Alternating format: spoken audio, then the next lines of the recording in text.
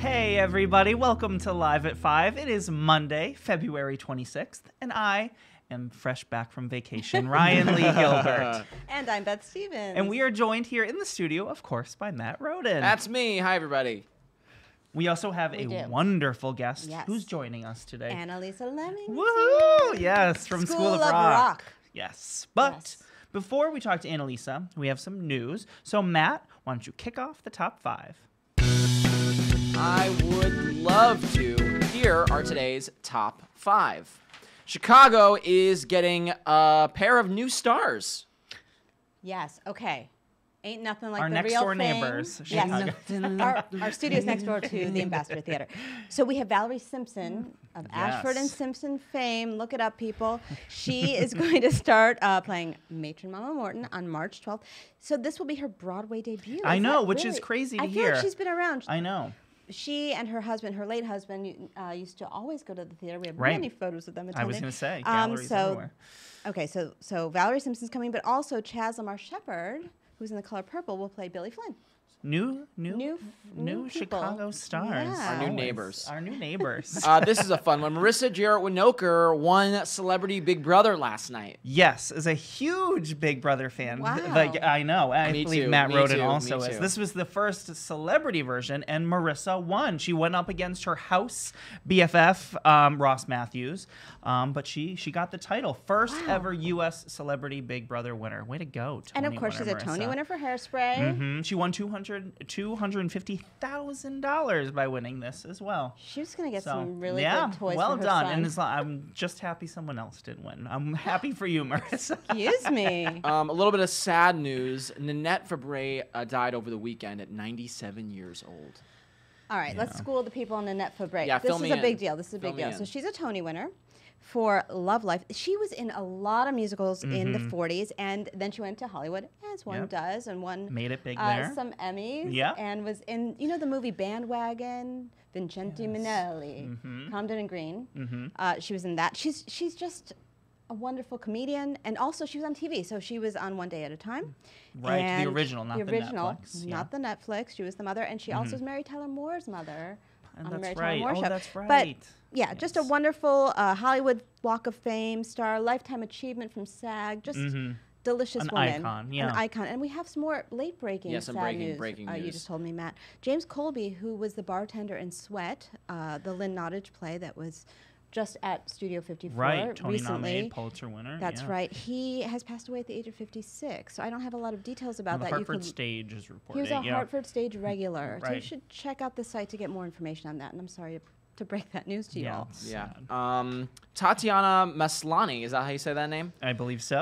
She's making her New York stage debut. Yes, so this has gotten a lot of people in the office very excited. I, sadly, have not watched Orphan Black, but I know that she won an Emmy for it, and she's amazing, and she played like a ton of clones, and she's super talented, and she is finally making her off-Broadway debut in the New York premiere of Tony and Pulitzer winner Tracy Letts' play Mary Page Marlowe. Yeah. So yes, this will kick off June 19th at the Tony Kaiser Theater. Will officially open on July 12th.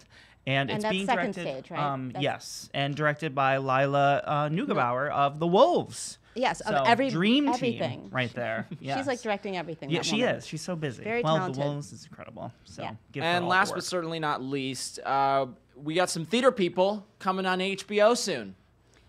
Okay, we're going to call them theater people that's what because I'm you calling did. So Arthur Miller. He's a Yes. theater Perhaps person. you've heard of Theater- him. yes. He's a theater person. The late Absolutely. great playwright. There's an intimate portrait documentary that's by his daughter, Rebecca Miller, who We've is been hearing about this for a little she's a while. filmmaker, and now we have Yeah. a date, March 19th on HBO. Also, HBO's Fahrenheit 451, which I'm sure you read along the way, All Ray of you, Bradbury yes, at classic, some point. is coming. They don't have a date yet, but it will star Michael B. Jordan, who you know from Black Panther, who must come to Broadway sometime Yes, soon. I. Oh my God, we need Can we that. all just say that Please. together? I will create a culture list just for him. Just for roles. And Michael Shannon, who was a Tony nominee for Long Day's Journey into Night and was also on Broadway in Grace. They will be a part of that. They're the stars. But we yeah. don't have a date, We but just we'll know keep you- May. May. May is all we know. That's Sometime all we know. in May. That's all we know. All right. I'm going to get out of here. You have a guest. Thank you so much, Beth. Thank you so much. Matt, tell us a little bit about our guest. I would love to. Annalisa lives in the burbs with her yoga teaching husband, Joseph, and their goofy Boston Terrier, Junebug. When not on stage or an acting class or rehearsing for an upcoming concert, Analisa is probably working on her business, a balancing act. She's creating content for online classes and making meditations for artists, which I love. She is passionate about guiding others in getting out of their own way so that they can shine their light, share their gifts, and live an extraordinary life. She's also currently starring in School of Rock at the Winter Garden Theater, and now here is Ryan and Analisa. What an intro. Isn't that so I special? know. I wasn't expecting any of that. Right, That's that beautiful cool. bio. Well, welcome, Analisa. Thank you. It's so great to be here. It's so nice having you. How is Horace Green? How are you running a tight ship over there at I Horace run Green? a pretty tight ship. We have new kids, and I think they're all kind of scared Yeah, of me. that's right. Yeah. Are you I still love loving it, though? I what a love fun it. show. It's so fun. And, with everything going on in the world, it just is so great to just bring pure joy and laughter. Yeah. It is beautiful escapism, that show. Plus, you're surrounded by just the most talented human beings on the planet. These young prodigies, just Far more talented than no. any of the I mean, they're making their way. some of these kids play 4 instruments and they dance, and it's unreal. They're who knew so there talented. were so many. There are kids? so many. They keep coming. Right. What do you love most about playing Rosalie Mullins? Is she, is it she's so buttoned down, she's different from you. Is it nice to just play that different? She's not that different. Oh, tell. I can so relate to Rosalie at the top of the show. But I can also relate to Rosalie at the end of the show, she has right? those So moments, that's what's so fun, is to get to, both sides are extreme. So to really feel into that perfectionist tendency that, so many of us have, and to really lean into that and run a tight ship and have no work-life balance, to be that intense of a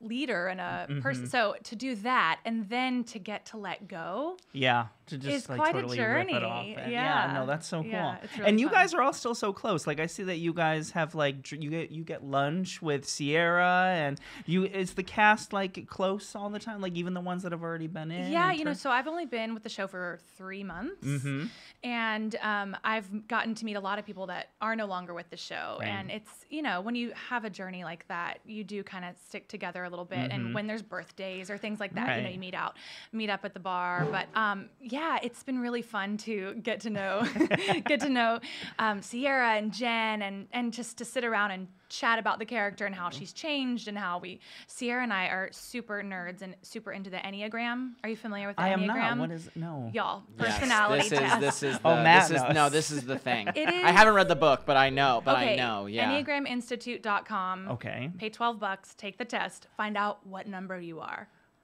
My mind my is God. blown. I'm already so intrigued. So interesting. gosh. I've learned so much about myself, but also as an acting tool. I'm Right. like, okay, I'm a 2. Rosalie Mullins is a 1. Right. She is a hardcore 1. And this is her basic desire, her basic fear. It's been so fun. So Sierra and I have been chatting about that. And Oh, she's like, alright. oh, yeah, I do it for all my characters. Ariel was a blah, blah, blah. Christine's a blah, blah. That's wild. So That's fun. so cool. So I'm fun. going to check this out. Yeah. I want to say, we have a similar, right when I started at Broadway.com, one of the very first shows that I was going to cover was Rebecca. And I know you've opened up before that this was kind of a big, this was going to be your big Broadway, Broadway debut, and it kind of fell apart Yeah. right before. But you've obviously recovered Yeah. big time from that. How do you look back at that sort of this was going to be the moment, and now here I am? Yeah. How do you take Yeah. stock of that? Obviously, I would say Rebecca is my favorite failure. Mm-hmm. It's a thing that I thought that this was going to launch my career. Sure. I was going to be covering Sierra. Right. Yeah, here we go. Yeah. And it was devastating when it fell apart. But now I look back and I see how I thought that was going to bring me fulfillment and happiness. And now I know that no job is going to bring Right. me that ultimate feeling of fulfillment. Yeah. Totally. So that was kind of my first time of learning that that's not everything. And I still have my friends, my family, my support, and when that didn't happen, I ended up meeting my husband. Right, and you got married. So, it's okay, this led to this, So, Yeah. it was really hard, but, and there was a time that I thought, like, I'm not doing this. This is too hard. Yeah. Why No, of put course. yourself through that? Right. You know, but then when you decide to stick with something, you come back with even more gumption. Totally. And you know, you go to auditions and you're like, well, this isn't going to bring me everything. So it's not going to bring me pure fulfillment, joy, that thing that we're looking for. Right. It will bring me some joy. It will bring me.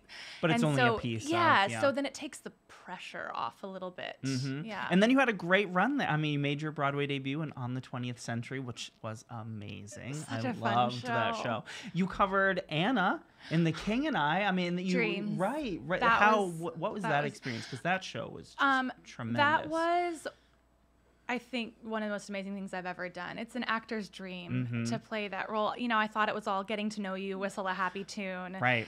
And then I Well, saw the no, there's production. some. Oh my gosh, it was the most beautiful production, and I got to take over the role in between Kelly and Marin, and Epic. I was the only Anna to play opposite all of the kings. Oh wow! Look So at that was really Yeah, cool, that's so cool. including both the covers and everybody. So that was a dream, and then of course just Yeah. having a little having a fun day over job and it. having a new job and Yeah, like yeah. all of it just Yeah. headed towards you at once. Yeah. You were born in Tennessee, right? And you were a classically trained classically singer. trained. So was performing, like, was musical theater, Broadway always like where you saw yourself going, or It is. But I had a teacher in Nashville who was an opera singer and who really persuaded me to keep studying classically. And so, you know, through the fates, I was still somehow found my way here in New York doing musical theater. Right. But I'm so grateful for that training to enable me to sing something like Rosalie. You know, Right. yeah. And I know we'll take some questions from some fans and viewers in a bit, but I also know that you have a podcast, A Balancing Act. I do, yeah. One season available now, right? Yes. You're working on a second season. We're working on a second season. And you dedicate so much of your time to helping performers like be okay emotionally and spiritually and health-wise. You dedicate what is it about that other side of performing? Because you also teach voice lessons. What is it about covering the other side that's so important to you? You know, this is stuff you don't learn in school. Now there is a musical theater program at every college. You know, there's so many people coming to New York City every year with hopes and dreams of Broadway, and but not necessarily the tools to deal with the emotional side of this business, of the ups and downs, of the rejection, of getting the part, and then the pressure of getting the part. There's Right. so much there, and I dove into spirituality and meditation, and I've found all these incredible tools, and they light me up, and I love to talk about it and You can share tell. with people. Yeah, It makes me so happy. No, and I think Yeah. it's so incredibly helpful, and to Yeah. have you know, it's that whole idea of you're not alone in all of this, and if you're feeling this kind of pressure, there are other people that have Yeah. before. Yeah, and we live in a society that tells us that we have to have you know, these accolades and things to prove that we're successful. You know, having, whether it's the car and the house and the family or the money, and I know that doesn't bring happiness, not Right. really. And so once you really know that, then you can go after your dreams with it feels different without that desperation. And I think that's something that so many young actors have, that desperation of needing something to prove you're enough. Right. And once you can shift that mindset, it doesn't really matter what you do. Yeah. You know, you can go after something because you love singing or dancing or performing, but you don't need it. And I think that just changes everything. Absolutely. Yeah. And what do are you able to tell us a little bit what you have planned for season 2 of A Balancing Act? I'm so excited. Yeah, I'm really excited about a lot of the interviews I've done so far. Sierra Bogus is going to be on. I and think you it's know, on Instagram. Yes, you Yeah. know, she's all about the same kind of stuff. We just Yeah. hit it off doing that interview. I have somebody come on and we talk all about money and you know, that's Budgeting. Yeah, that's absolutely. not a joke in No, this yeah, business. absolutely. It's like, how do you manage that? And so that's really cool. I have a meditation teacher coming on to chat. Fantastic. Yeah, Donna Murphy. Oh, is yes. gonna come chat with me. Love Jen it. Waldman, acting teacher. Just lots of great conversations. I'm so thrilled to share. Beautiful, beautiful. What are any viewers have some questions? Yes, they do. George wants to know, are there any prior roles that you've played or covered that you would love to return to? I will always do another Maria in Sound of Music any day. You're a huge Julie Andrews buff, right? I think I saw. My favorite band. Did you see that video? Yes. My favorite band is Julie Andrews. I totally. My God. It's a problem. No, but it's great. I mean, because you mentioned, like, of course, like, we grew up on Julie Andrews. Like, Julie Andrews was She's everything. musical, everything. Yeah. Everything. If you were one of the kids in the show, which character would you be?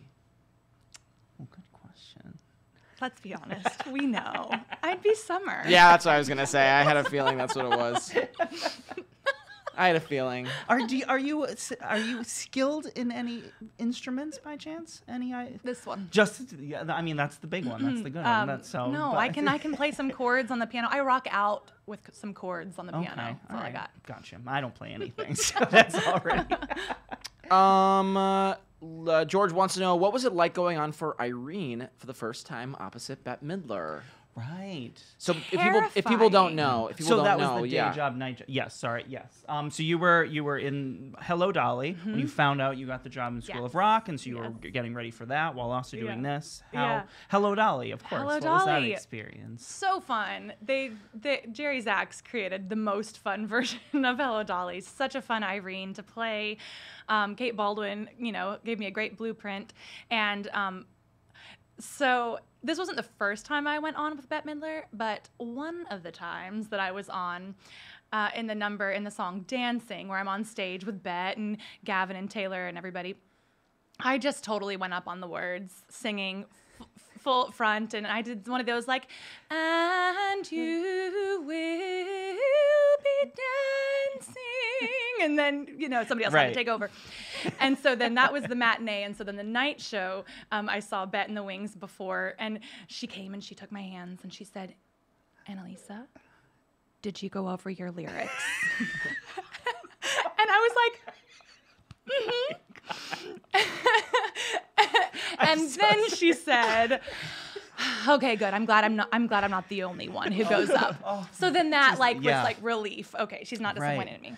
Yeah. Oh, so didn't when your first time going on as Anna, didn't you find out like that? Oh yeah, morning like 2 hours before. Yeah, I was in the dog park way uptown, and I got a text saying you're on, and I didn't have a put in. You didn't even hadn't I'd even never been worn fitted, the dresses. right? I mean, it's sort of, but not totally. No, I hadn't been put in every costume yet. So you had 2 hours to pull Anna Leon's and together. What I've been told now, and you know what? everybody kept saying it's great. The Band-Aid was ripped off, and I'm like, okay, I've good. Lost years of my life. Exactly. But I have to say now, because then in Hello Dolly, I did get a full put in, and I knew when my dates were. I think I'd rather have the Band-Aid ripped off. Really? Yeah, because okay. in those 2 hours, I'm on the train, I'm going, you're so tunnel vision and going over lyrics, going over things, and suddenly you're on stage, and then you're just doing it. And that's the easy part for me is once I'm on stage, it's the anticipation. That is, and the getting in your head and the thinking about certain parts, like what about this? So yeah. Is it an end post when you're on stage performing? Do you kind of just see like, okay, I need to just kind of get to the end of this, or are you able to be up there and enjoy it and find those new moments and all that very easily? I'd say the first time, actually, I've been pretty lucky to be very present and just play. It's sometimes the subsequent performances where you maybe get a few notes and you start to overthink certain moments that you can get in your head, and you have to really be careful and just like keep playing the intention or focus on the other actor or something, because that's when it's easy to get into your head. Like, I can't get a laugh on this part. This always gets a laugh. What am I doing? And then you think about it and can mess yourself up and get in your head. Totally. Yeah. One last question from Tyler Buffalo, which is actually a great question. If you were an English teacher for the kids in School of Rock, what one book would be on your curriculum? And you're a little bit of a bookworm, right? I've seen some of you. You just read like Ready Player One. I think I saw that. Yeah. Yeah. I'd make them read that. No. Good question. Goodness, that is such a good question. But now I like one book. That's a lot of pressure. What's one book that would be in the curriculum? Okay, not the book, but this is a little cheating because it's not necessarily because of the grammar or the literature of it, but it's because it's a life book that I think everyone should read, and that is The Four Agreements. Oh my God! Okay. Yes. Everybody should read that book. Yes. That's a great right? choice. Yeah, no, absolutely. Especially actors or all artists. all those books, right? That whole that whole section of books. My answer would be Charlotte's Web. Oh, see, That's that's my- more like literally. Well, no, I more mean, it's English just teacher. decency, I mean, the friendship. Charlotte's Web. That's what I That's- would say too. Great answer. No, that was well, Analisa. Thank you so much for joining us. It's been so wonderful having you. Thanks for having me. School of Rock. Go see School of Rock at the Winter Garden Theater. Come You see will us. love her and all of the kids and everybody there. Matt, why don't you take us out? Thank you guys so much for tuning in if you're watching us live. And you can watch us live every single day at 5 p.m. here on Broadway.com's Facebook page. If you want a different way to consume this show, if you're a fan of podcasts, if you already listen to Analisas podcast, you can subscribe to the Live at 5 podcast, which we put out every single day after 5 p.m. Join us tomorrow, and once on this island's Norm Lewis, everybody, is going to be joining us live here in the studio. Happy Monday, everyone. Have a good one. Bye.